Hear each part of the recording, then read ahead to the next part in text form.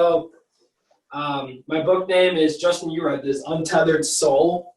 And I picked it because I met a mentor through my work, and he actually recommended it to me. But the reason why I kept listening to it and the reason why I kept liking it was because basically it just set a whole bunch of different perspectives that kind of helped me change how I looked at life.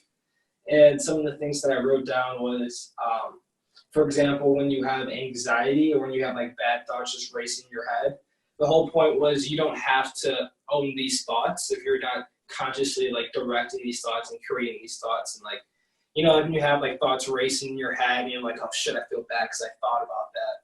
But in reality, it's like, well, you didn't choose to think that bad thought, you know? Does anyone, you know what I'm talking about? Or, yeah. I'm like speaking jibber jabber. Yeah, so, I know exactly what you're talking about.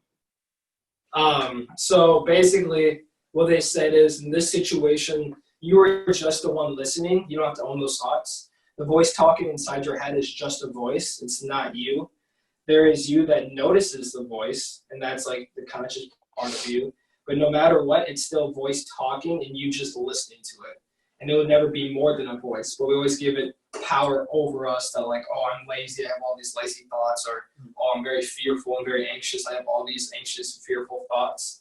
But the only power it has is if you choose to listen to it. And when you do listen to it, that's when it has power over you and you can make those decisions. So they said when you encounter this, it says don't try to distinguish between a good voice that's you and a bad voice that's not you.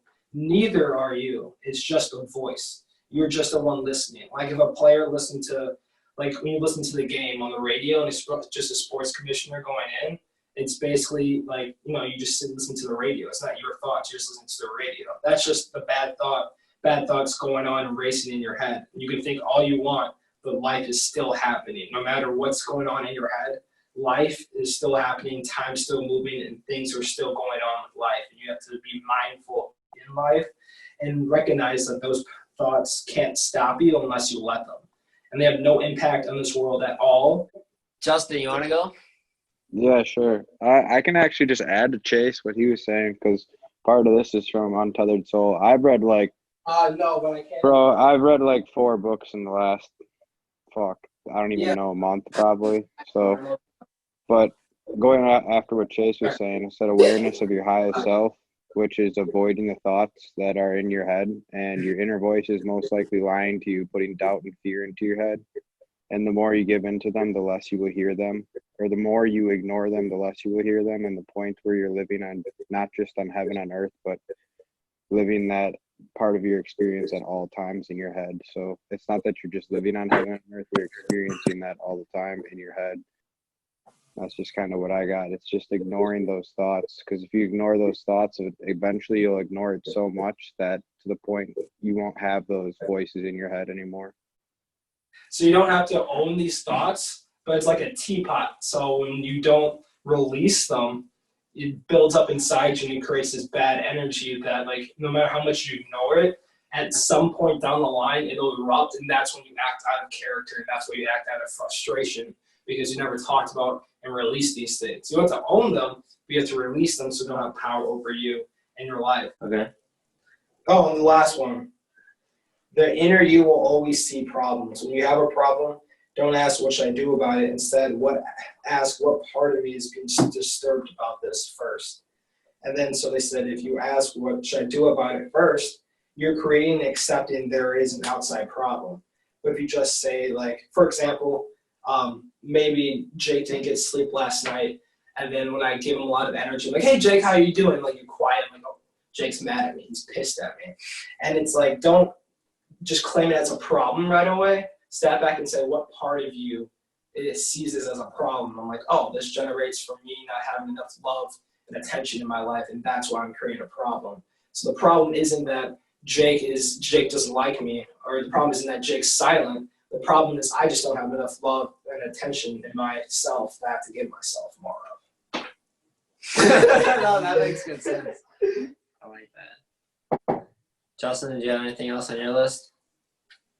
Yeah, I said putting something in motion every time you're offered to do something or someone asks you to hang out. Take the opportunity to make something of it, because you never know what can come out of the choice you make. And then I also just said pursuing the things you love to do, invest into it, and don't let fear make your decisions for you. Stay committed to your dreams and goals and the things you love. Smykz, you next? Sure. All right. Like, we have like $20. I don't know what he did. I ended up doing the Rich Dad Poor Dad one. Oh, great. That's a good one. I picked it because I feel like I by no means grew up poor, but like I feel like my parents had that like that poor dad mentality. Like it was always like, oh, we can't go on vacations because we don't have the money. It's not poor, Like, it's just not abundant. it's just like you can't do this because we don't have the money, or like, and it's like, had they lived their life a different way, which they've always wanted me to live that way, I for sure think they would have been so much more well off. And like my dad would always say, go into accounting because like you need to understand the business side. And like obviously like that applies to life. I feel like you need to like, there's so much like money wise that's not just like not accounting, but like money and like understanding stocks and like all that shit and fucking retirement and like real estate and stuff.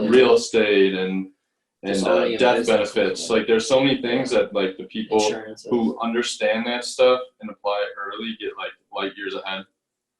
But so I chose that one. Or actually take action. Yeah. It's one thing to know about it. Another to start small. Because I wanted to like get into, you know, like that kind of mindset of like that rich dad mindset. And like one of them I screenshotted this one, and it says one of the reasons the rich get richer and the poor get poorer and the middle class struggles in debt is that the subject of money is taught at home, not in school. And most of us learn about money from our parents. So what can poor parents tell their kids or tell their child about money? They simply say, stay in school and study hard. The child may graduate with excellent grades with a poor person's financial programming and mindset. And I thought that was super true and super interesting. And I feel like that's the one good thing my parents always did is they like taught me about loans and a bunch of shit. But it's like, if you don't have someone there to teach you, you have to You need those books. You have to teach yourself. Yeah. Google. You like, if someone's not teaching you, like you're fully capable of like teaching yourself or like finding friends who like are interested in that stuff. Because like that kind of sparked a conversation with Chase's dad when we were working out, and we had like a super good conversation. And one of the things that like Chase's dad said that like has been just like stuck in my head like this whole last week was, if you took everyone in the world and piled the money in one big pot and gave every single person in the world the same amount of money, within 7 years, the rich will be rich again and the poor will be poor again. Absolutely. And I thought like that's so true because it goes back to like the whole mentality and your kind of like financial literacy. And you know, like that's something you gotta learn on your own or read or do whatever you need to do. Find a mentor. Yeah, find a mentor, but like at the end of the day, like it's not other people's responsibilities to do it for you, and you can't just go blaming others for your life problems. Your bad luck. Because it's not bad luck, because you can change your outcome. And that's like another one was a good quote I read was that you're only poor if you give up. So even like, so right now I wouldn't say any of us are like financially rich, although like we're comfortable, but like we are rich though. Because like one, we all have that rich mindset. Like we will be wealthy when we're older. Like you just have to have the mindset and educate and understand stuff. And like it says, you're only poor if you give up. The most important thing is you did something. Most people only talk and dream of getting rich, but in this case, they did something. So it's like, you know, and even like I feel like just my personal opinion, like I mean, you don't need a whole bunch of money to be considered like rich. You know, you can still be happy without having like boatloads of money, and that's not everything in life. But the one thing that I never want, and none of us want when we're older, is to like have to worry about money and like tell your kids like, oh, you can't do something because we don't have the money. It is like all about mentality, and that's why I like reading about this book, is because it's like slowly teaching you the differences and the excuses of like the poor dad would say, you know, that's a super cool car, like I can't afford that car. And the rich dad will say, okay, how can I afford that car? Do I invest in real estate and then I have an extra $300 of cash flows per month that I wouldn't otherwise have, and now that car is basically for free and I'm still at the same like point where I was before. You know what I mean? Right. Like you're buying an asset, not a liability. Yeah, never invest in liabilities, and if you are, like, make sure you can balance it out. Oh, one thing I wanted to add on to that is like when I read that book, like that mindset of like go to school, get good grades, that used to serve people somewhat well. Yeah. But that doesn't necessarily work so well in this world anymore because there's so many people making money in so many ways. Well, We you can can say money. We can tell Joey didn't go to school. No. Yeah. Well, here You could it doesn't matter. People's are making a lot of money. People's making lots of money in other ways, and just like especially with like online, you can start a business and make thousands of dollars a month just like in your home. Yeah, my buddy Blake, he's like a big go-getter. Went and got like an entrepreneurial job, and he like his dad owns a jewelry shop.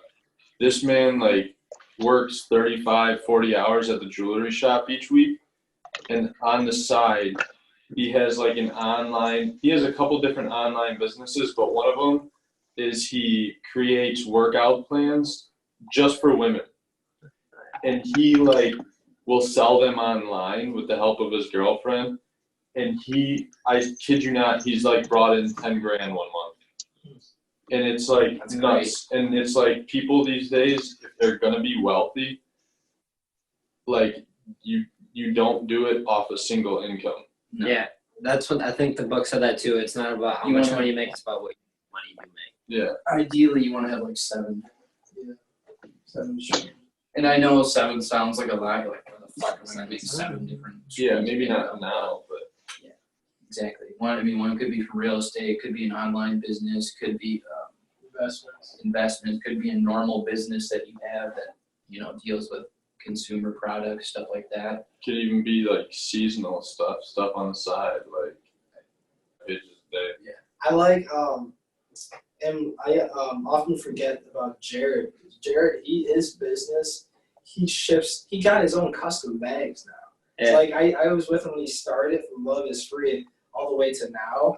And now he's up to the point where he has custom tags and he has a custom bag that he ships stuff in. And he's shipping across the nation to people in different states. Yeah, off of TikTok. And off of TikTok marketing.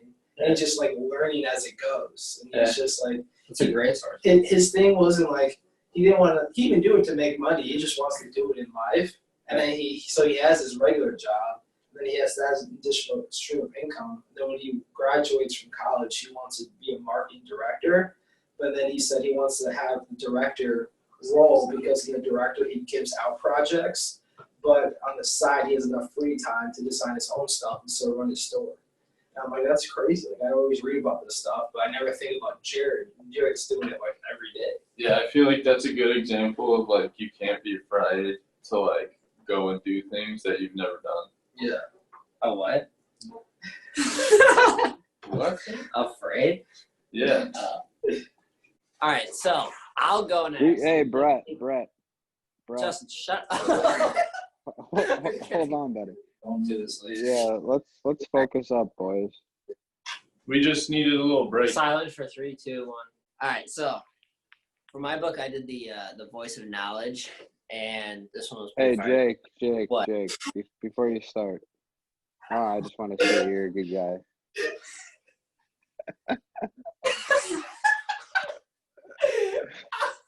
All right, you can go now. You just got All right. muted, buddy. Now, there we go. In case anyone is just tuning in, he's muted because he is talking stupid. Anyways, my book was The Voice of Knowledge, and I got a few things here. This is like a follow-on to Kira's book that she read, which is why I got it. This is more about like life, less finances and things, but just general life and stuff. Make decisions. Just choose what would be best for your consciousness, whatever the word is, whatever would be best for you. You know. And then the other one is don't talk to yourself unless you're being friendly.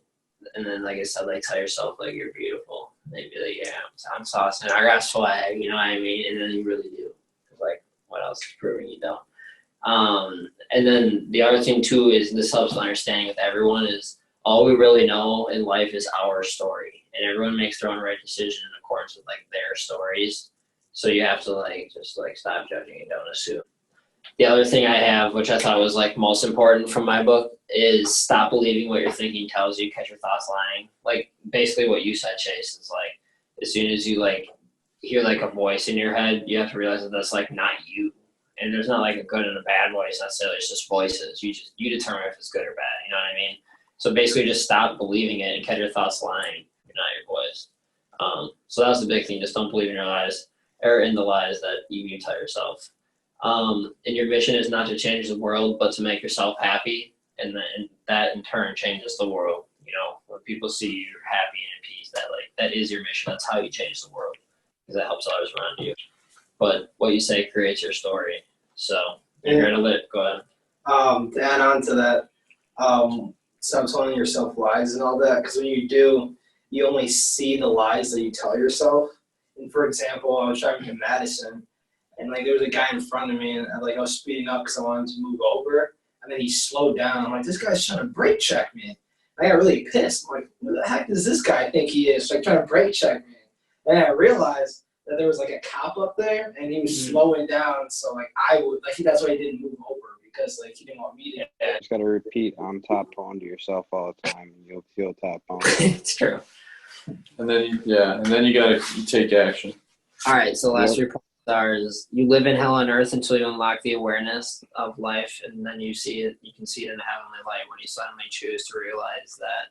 Until you like wake up and you can choose and you realize that the pieces on yourself that you can create and be all you want, that there is like they say devil's lie. It's like there is like fear is just something that you make up to yourself. Like what Chase fears, I don't fear. You don't want to sacrifice your happiness and your conscience over trying to save your name in a moment. I was with my dad this morning. I was reading, and King Herod, he arrested John the Baptist, and John the Baptist was in prison.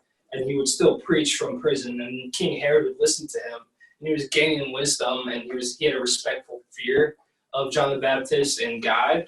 And then John the Baptist said that your marriage is wrong, because basically what the king did is he saw his brother's wife, he liked his wife, and he took his wife from him. So the king was completely wrong, and John the Baptist called him out on it, but the wife got offended and said, I want John the Baptist's head on this platter. And she said it, she had her daughter say it after her daughter did a dance, and the king's like, I'll get you whatever you want. And the daughter said that. And then the king, because of the peer pressure, he's like, oh, I'm the king, like I just said my word, I have to follow up, otherwise I'm gonna lose my power. And then so he had John the Baptist executed, and because of that, his kingdom, he eventually was doomed. But my whole thing was earlier, a couple days before, we read about another king in the Bible, and he had another situation where he didn't want to look weak, and because of peer pressure, he chose the wrong decision, which led to his destruction. And the whole thing that I got from it was this guy's both of these kings' biggest fear was that they would lose power, they would lose like their kingdom. That was like their biggest fear. So out of that fear, they acted wrongly. But in reality, if they would have said, no, I'm the king, I'm not going to kill anyone unless I want to kill someone, that's true power. If you can stand up to everyone at your table and be like, I don't care what you guys want, I'm going to do what I think is best, and I'm not going to kill them, then that would have been much better for him, and he would have lived longer. Another example is like, I've had someone tell me like, oh, you'll never be as rich as this specific person. And I'm like, who are you to tell me that? Yeah, like they're God. Like, if you let voices in that you have to be super critical about like what you let in, because if you do let that stuff come in, like it'll literally turn into reality. And then like the king did, you'll make a decision like that you wouldn't otherwise make because you're letting other people influence your life when you shouldn't. That's a terrible way to go through life. Yeah. It's like you wonder why those people are unhappy. And like, we don't even need an insurmountable amount of money to be happy. But like, we're going to be happy regardless because we're going to move through life with a positive mindset. And we're not going to constantly go like those other people who just think like, oh, I could never do it. Right, Joe. All right. So this one. This will be interesting. This conversation goes. So my book is The Art of Seduction, and the reason I chose this book was mainly because of like the social aspects of people. Yeah. And it's basically just the social aspects of how attraction works and the devices in which people use, especially women, to navigate their personality and their looks to attract others to them. So I read about Cleopatra and how she would seduce men into her realm by enticing them with like sex and using a voice that wasn't her natural voice. Do you think that's because men are so like low-key like about that? That's the easiest way. I think a man's biggest downfall is like being so wooed by a female. That's what happened in the Bible too. His wife. It's like it has a lot to do with like temptation, and I think if you can resist that temptation, you'll always be a better man because of it. So she would turn her personality. So like when she would get you on the hook and basically lure you in, she would then turn her personality into something more wicked. So you'd be like kind of taken aback by it. You're like, why is she doing this to me now? I thought we had, that going on. And then she would kind of keep you in this like perpetual spiral of seduction and just kind of giving you a little bit here and there. And you'd be like, oh, and oh. And I feel like that's what a lot of women will do to you. Like a dog when you get a treat. Yeah, basically. And so it just kind of gave me a further understanding of like relationships and how people work and how attraction works. And so like another real life example I read about was Marilyn Monroe. And she would use her looks and basically make men act like fucking fools for her. Because she was like the fucking sex charm of the century at the time. And she would basically be able to get men to do virtually anything that she wanted them to do just by her style of seduction. And like Marilyn Monroe and Cleopatra had like very similar styles and how they would do things. And so Marilyn Monroe eventually rose to stardom because she would basically just woo all these like dumbass movie producers and people like that, and she'd just entice them and eventually turned into a star because of it, just by using her like little sexual innuendos where girls kind of like try and play that game with you. And a lot of guys bite on that shit. I've kind of known that subconsciously, but until I read about it, it didn't really approve my thoughts, and now it kind of has. But from what I read and studied, I would suggest like any female trying to play that game with you or trying to make those advances almost always has some sort of ill intention, and she's only doing it to try and control you. Got buried in the past. I like that a lot because they have. It's not like I don't say this to like speak ill of women, because women are great, and but I just want to make people aware of like that shit happens. They think like, oh, I can just do whatever I want and they'll forgive me. And it's until you set up the boundaries.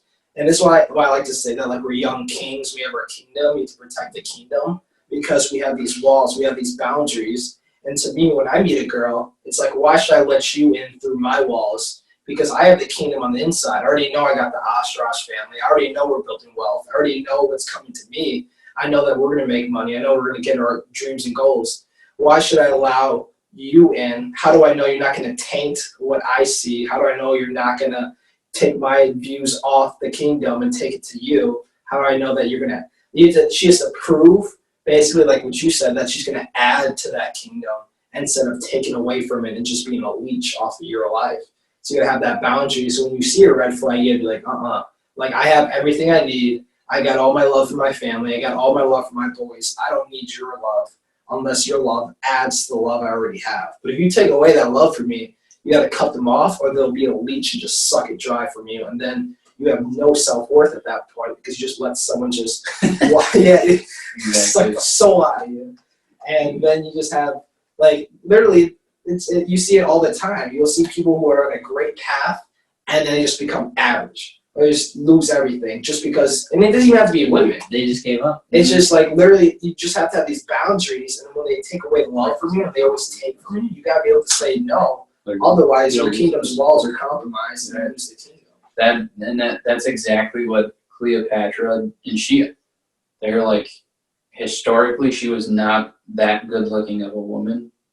But she ended up conquering like 3 kings just because, and like destroyed their empires because she got them on her hook and just absolutely destroyed them. So like when temptation comes in, like you have to be able to resist and know when to resist. But you also have to have the ability to recognize when someone does have good intentions. Yeah, that's a fair point. Yeah, you see what they're doing on their side. You see what I'm doing on my side. I'm like, oh, I like what you're doing. You like what I'm doing. Let's come together. I think that's why too. It's like you said before. It's important to have someone who adds value, or to not add. That's important, but to have like sort of an equal thing, because if you are like it's okay. Like, I think it's important that if, like, you have someone like that of equal value, so if you start getting off track in any sort, like, people can call you out on it. It has to be someone who cares enough to be able to, like, call you out. Right. And at that point, it's not, like, a disrespectful thing because you both respect each other. It's, like, a mutual interest. It's, like, it's okay, like, to call someone out who you like respect, like out of their own respect, knowing it'll help them. So for me, I want to find a person to build with. She doesn't have to be the most gorgeous woman in the world, but she has to have like a good personality, good characteristics, and add value. Not just like a pretty face to look at. Yeah. What was your lesson? My lesson that I learned is that your thoughts only have power if you let it, which sounds simple, but it comes down to the small things that you have to recognize. My biggest thing, I think, would be that